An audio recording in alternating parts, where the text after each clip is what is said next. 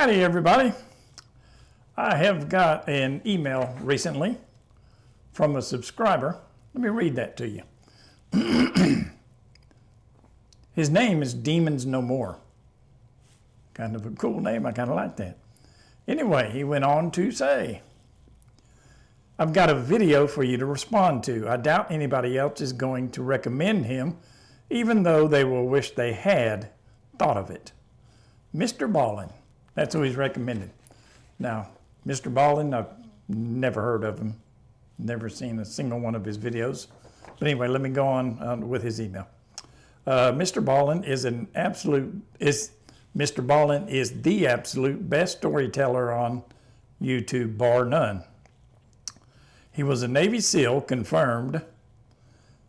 So I assume the emailer has confirmed that Mr. Ballen was in fact a Navy SEAL.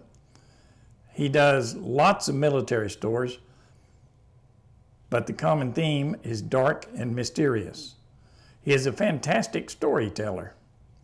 I recommend you watch his video entitled, This Man Was the Nazi's Worst Nightmare. Then watch Bravest Kid in America. So he's recommending reactions to two different videos. On with his email. If you do not love these stories, I will send $10 for root beer. Man, if you can send me $10 for root beer, whether I love it or not, I'd certainly appreciate that. Any of you. There's some links down in the description box. There's the thanks button underneath this video, which is part of YouTube, and they get a cut of that. Or there is a CashApp link in the description. But anyway, on with his email. I'm getting sidetracked too easy. It's like squirrel. All right. Let's see, where was I? If you do not love these stories, I will send you $10 for root beer. After you see those and love them, I will give you more. But I have a feeling you may not like half of his other stories. So stick to the ones I've recommended. He has many very true, very detailed, historical, correct stories most people have not heard told in such great detail. I will send you $10 for real if, oh man, too many spaces in here.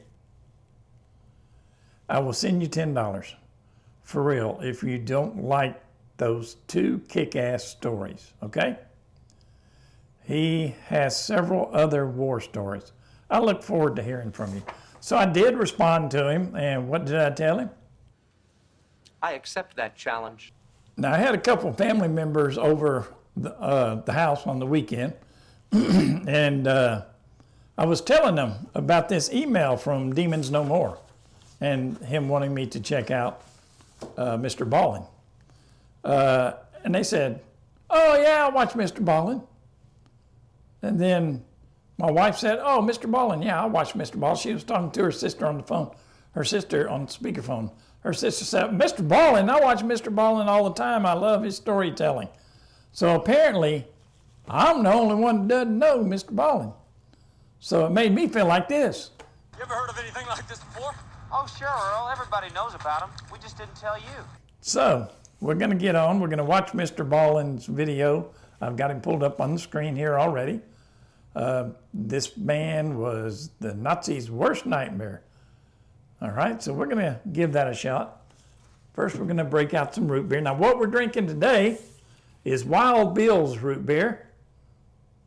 I've never tasted it before. It's in, obviously, an aluminum can, whereas I like drinking out of a glass bottle, but hey, I'll drink it out of whatever it comes in. So let's give this a shot real quick here. See how we rate it.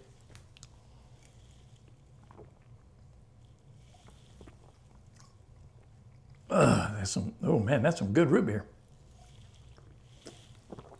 We're going to rate that a 4 out of 5 on the root beer spreadsheet. Oh, and yes, I do have a root beer spreadsheet. Brands I've tried, brands I've not tried, where I found them, how good they were, all that kind of stuff.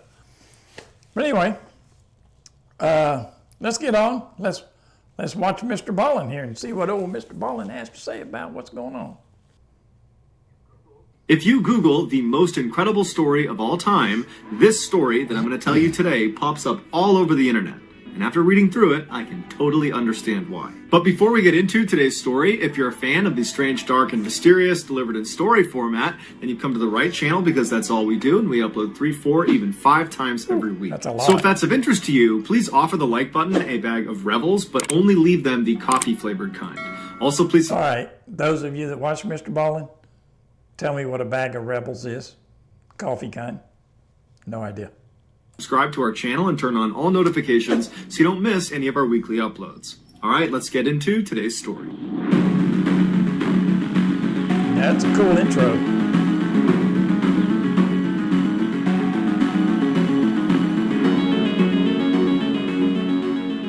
The United States formally entered World War II on December 8, 1941, after the Japanese attacked Pearl Harbor in Hawaii. At the time, Joseph Byerly was a senior at his high school in Muskegon, Michigan, and he had a scholarship to attend Notre Dame University the next year. But after his graduation in 1942, he decided he didn't want to go to college so long as other kids his age were going off to fight the war. And so he enlisted in the Army, and he immediately volunteered for one of the most dangerous units, the parachute infantry. Joseph completed a brutal accelerated training regimen that included exhausting PT in blistering heat, extended forced marches, grueling full kit runs up mountains, as well as both American and British jump schools. By 1943, Joseph was fully trained and stationed in England and was eager to put his training to the test.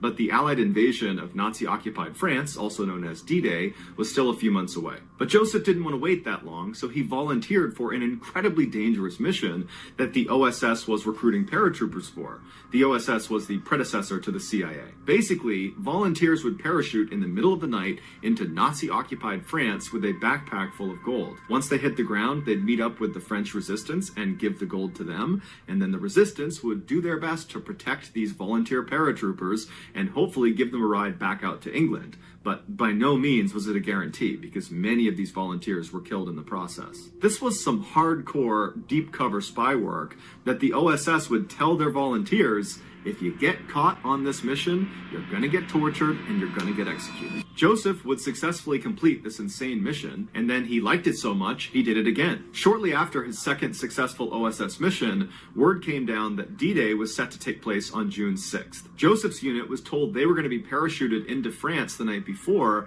in order to destroy bridges, cut power supply lines, and generally soften up defenses before the main invasion happened just a couple of hours later at Utah Beach. So in the dead of night... Now, I find that a strange bit of information, because D-Day, the date of D-Day was extremely secretive.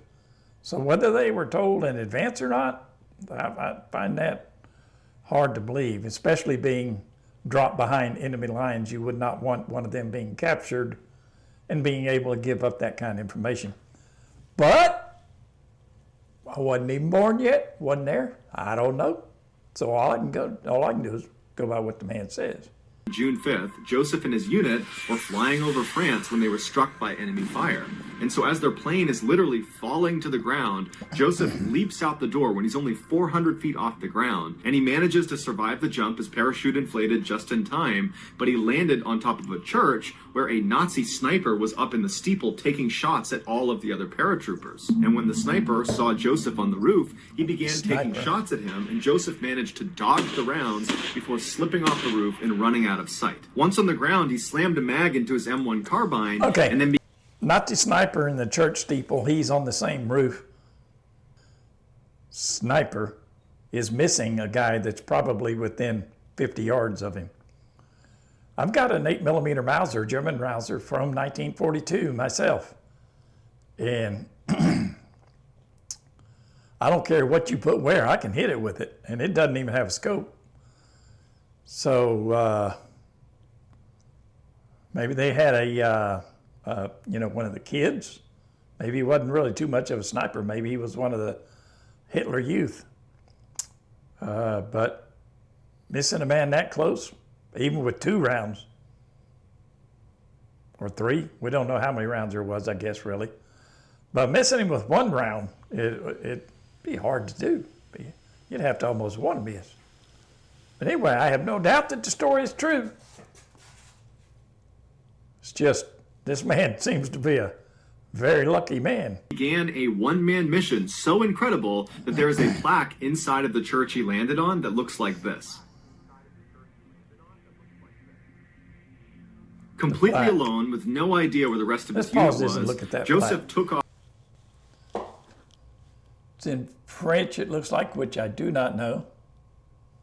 Do you know French? I mean, it's also in English, though. From this spot on June 6, 1944, I can't read that on my screen, Joseph Barrel, I guess is how you say his name, 101st Airborne Division. I have been assigned to the 101st Airborne myself. I was never a member, but I was assigned to them at one point in time.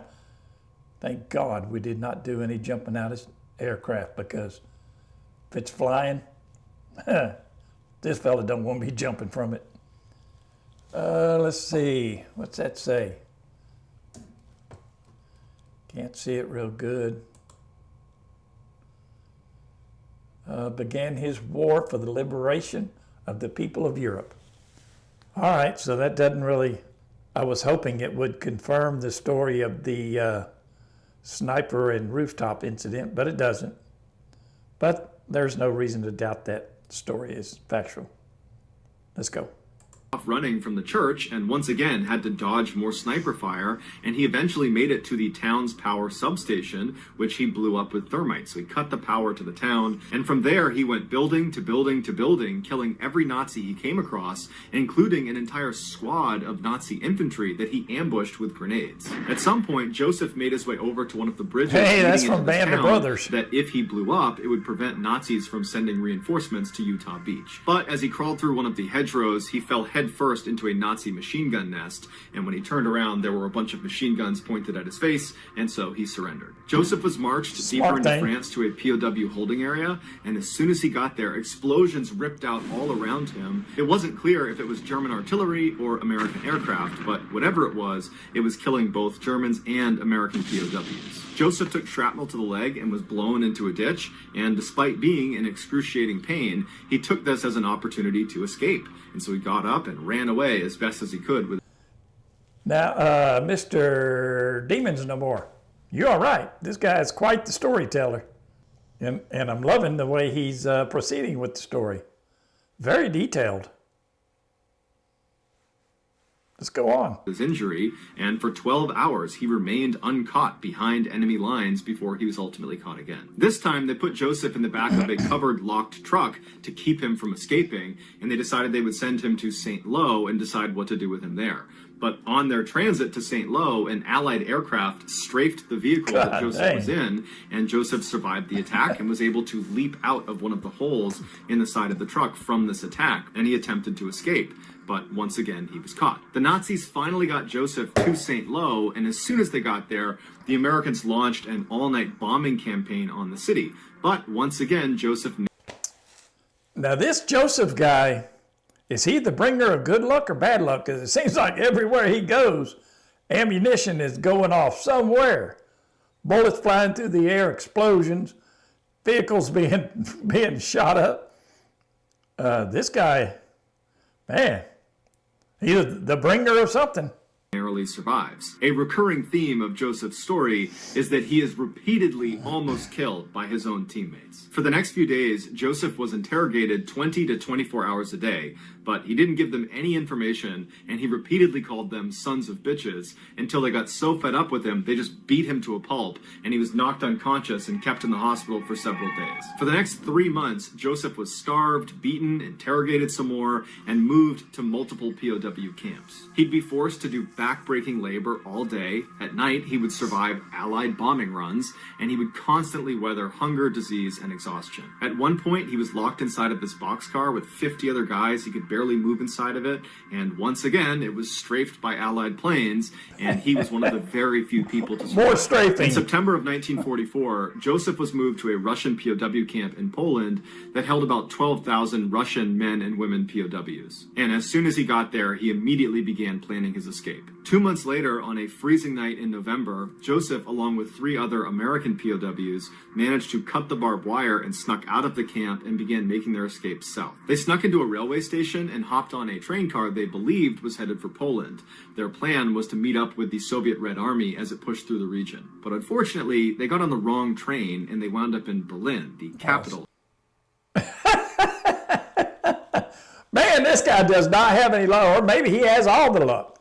Now, thinking he's headed for Poland, he winds up in Berlin, the heart of the beast. Dang, man. What must he have thought? God. Oh, man.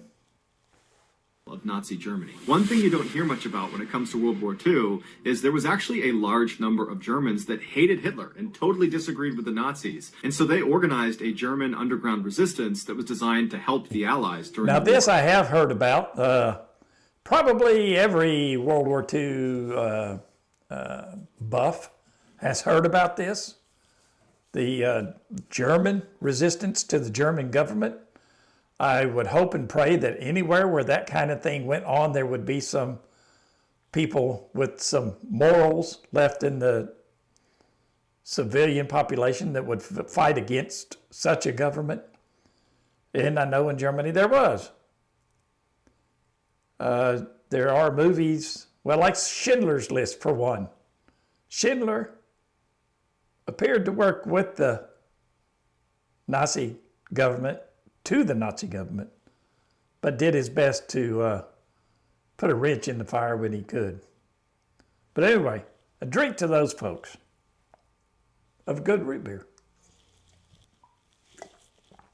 Roll on. And so when Joseph and the other 3 American POWs arrived in Berlin, still wearing their POW uniforms, a member of the German resistance saw them and immediately grabbed them and brought them into hiding. But after only a week, the infamous Nazi secret police, aka the Gestapo, discovered them and arrested them. Over the next 10 days, Joseph and the other American POWs got to see firsthand just how awful the Gestapo really were. They were constantly interrogated while they were beaten, kicked, walked on, strung up by their arms backwards. They were hit with whips, clubs, and rifle butts until they drifted into unconsciousness.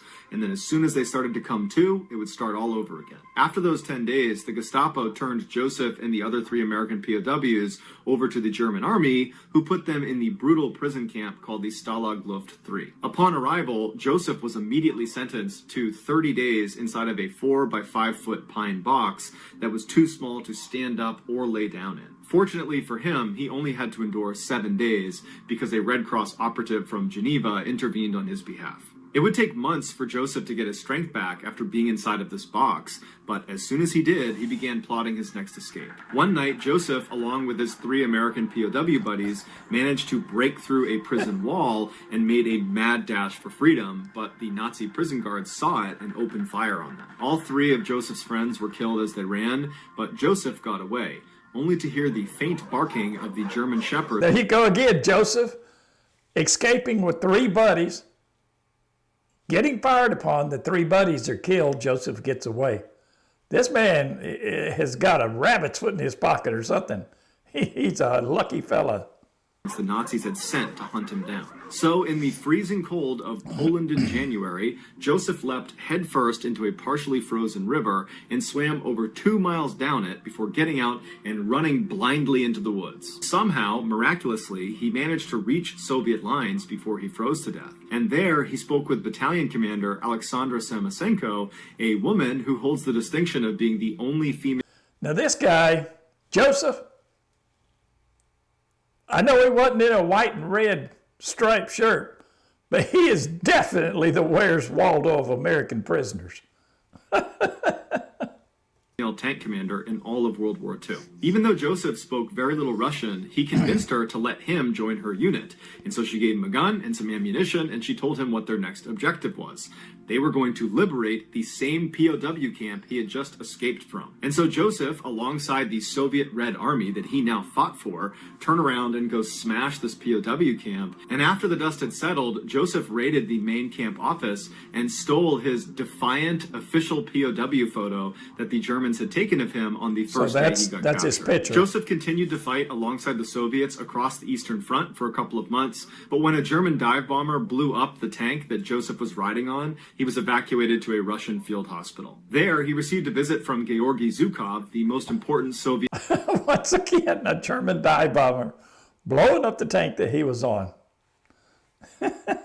military commander in World War II, who was intrigued by the only non-Soviet in the hospital. He sat with Joseph and learned his story through an interpreter, and then afterwards he provided Joseph with official paperwork that would allow him to rejoin American forces. And so in February of 1945, Joseph was sent to the U.S. Embassy in Moscow, but unfortunately, when he finally met a friendly American face, after nearly a year of fighting behind enemy lines, they didn't believe his story. They told him that Joseph R. Byerly had been killed in action on June 10, 1944, and that they had already had a funeral mass in his honor in Muskegon, and that his obituary had already been printed in the paper. But despite Joseph painstakingly going through his story over and over again, the ambassador just could not believe what he was hearing. I'm not dead. What? Nothing using I'm not dead. Yeah.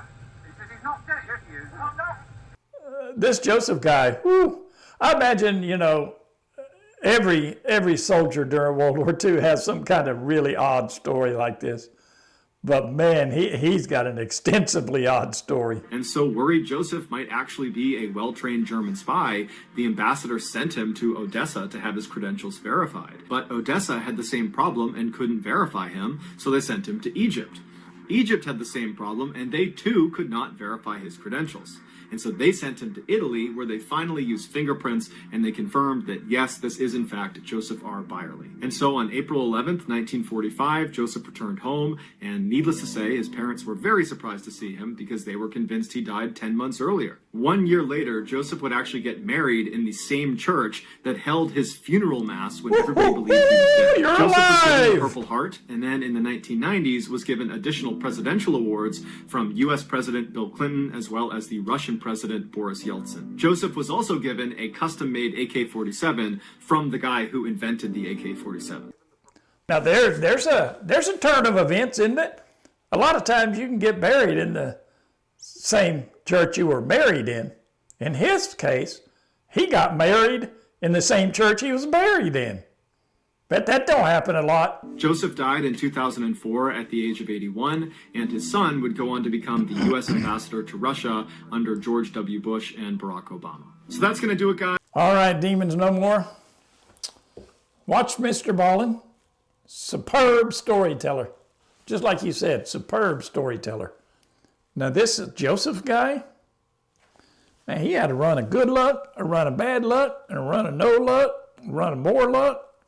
His luck was all over the place.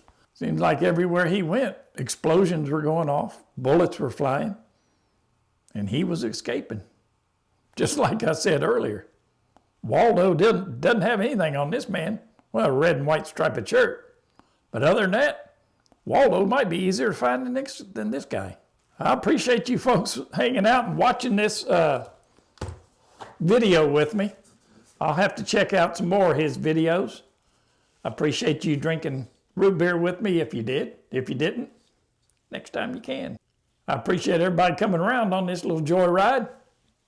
Be seeing you next time.